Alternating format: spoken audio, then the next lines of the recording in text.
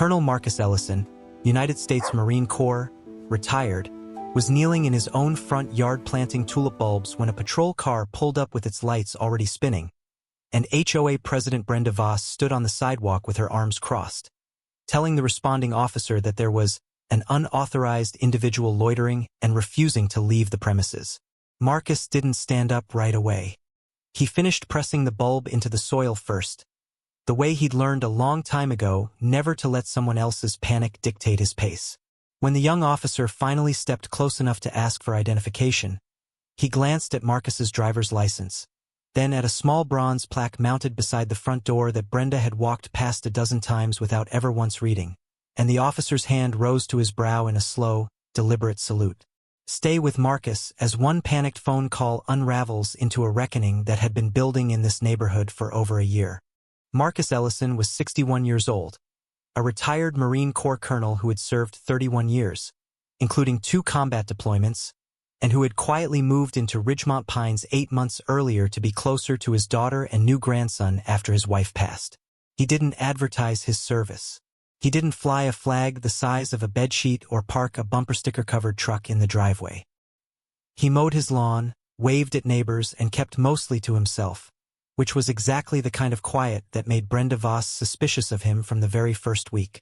Brenda Voss had run Ridgemont Pines HOA for 6 years with a rigid, appearance-first philosophy, and Marcus's home, modest, older, purchased below the neighborhood's average price through a veterans assistance program, didn't fit the image she wanted for the community's listing photos. She sent her first citation within 3 weeks of his move-in. A complaint about a small wooden ramp he'd built over 2 porch steps, initially for a physical therapy period after a training injury flared up again. Marcus explained, calmly and in writing, that the ramp was a temporary medical accommodation. Brenda's reply cited the bylaws ban on non-original structural modifications and gave him 30 days to remove it. Over the following months, the citations kept coming. A birdhouse deemed non-compliant.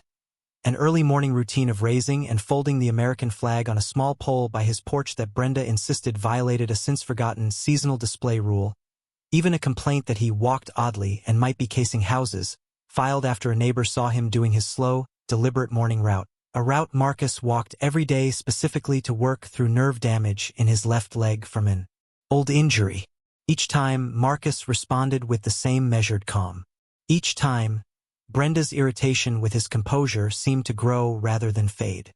Brenda Voss was 47 years old, a real estate agent who treated the HOA presidency as a personal branding exercise, using before and after neighborhood photos in her listings and referring to Ridgemont Pines, more than once at community events, as her neighborhood. The night before the 911 call, she sat at her kitchen table drafting a new citation about Marcus's garden beds. Beds he'd been tending peacefully for weeks, and told her husband, half joking, that she was going to figure out a way to get that man out of her neighborhood for good. A sentence her husband would later admit under oath that he remembered word for word.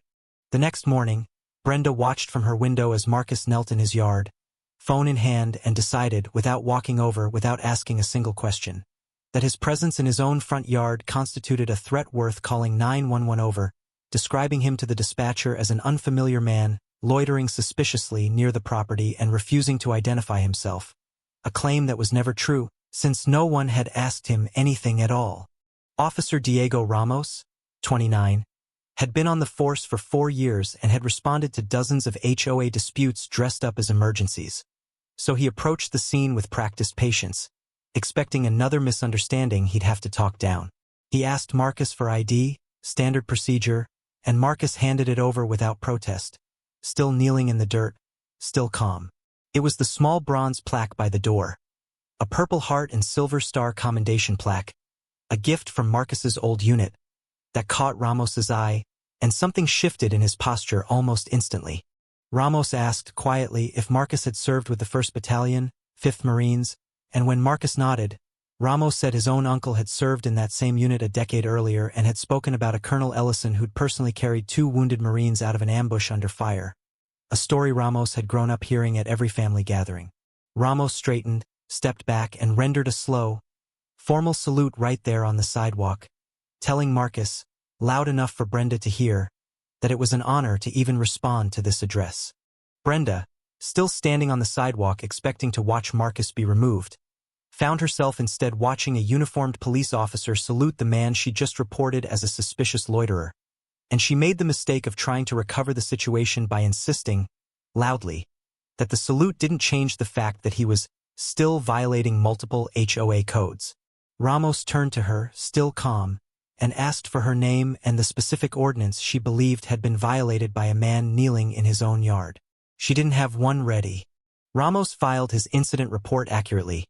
No crime, no disturbance, a resident gardening on his own property, and a caller who had provided a materially false description to 911 dispatch. He noted, as required, that this was the fourth call originating from the same complainant's address regarding the same resident within 8 months, a pattern the department's non-emergency liaison flagged for internal review the following week. Marcus, who had spent 3 decades documenting after-action reports with exacting precision, began doing the same here, keeping copies of every citation, every email, every certified letter Brenda had sent, alongside a simple timeline showing that every single complaint had followed some visible sign of his military service. The flag, the ramp, the slow walking gait from his old injury, the plaque by the door.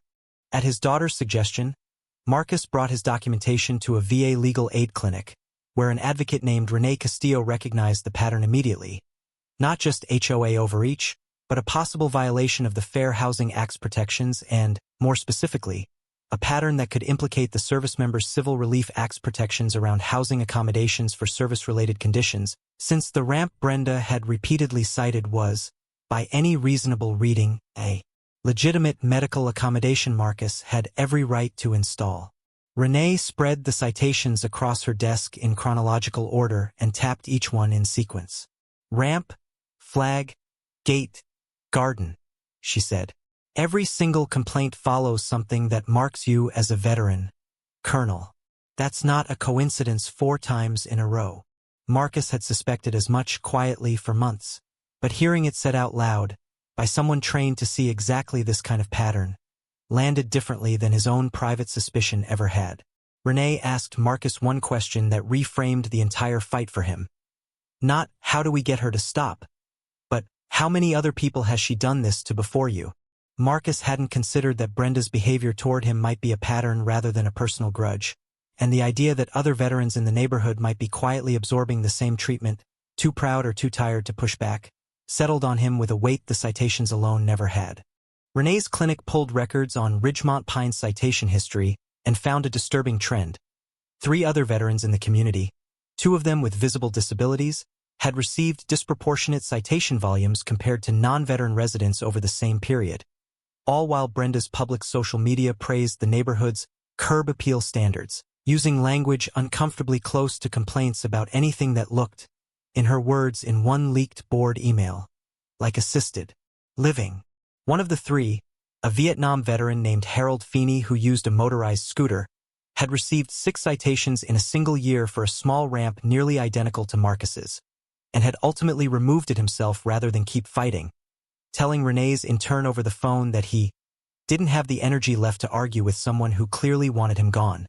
Hearing Harold's account was the moment Marcus stopped thinking of this as his own personal grievance and started thinking of it as something closer to an obligation. Confident the 911 incident would blow over, Brenda pushed forward with the garden bed citation anyway. Scheduling a compliance hearing she assumed Marcus, embarrassed by the public salute story already circulating the neighborhood group chat, would quietly skip. She had misjudged him completely.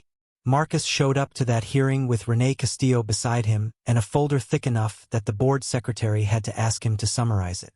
At the hearing, Renee laid out the pattern methodically. 4 false or exaggerated citations against Marcus alone, a disproportionate enforcement pattern against other veterans, the false 911 report, and a documented statement from Brenda's own husband about her intent to get that man out. The board, several of whom had never seen the full pattern laid out in one place, sat in visibly uncomfortable silence. The twist arrived when Renee revealed something even Marcus hadn't known.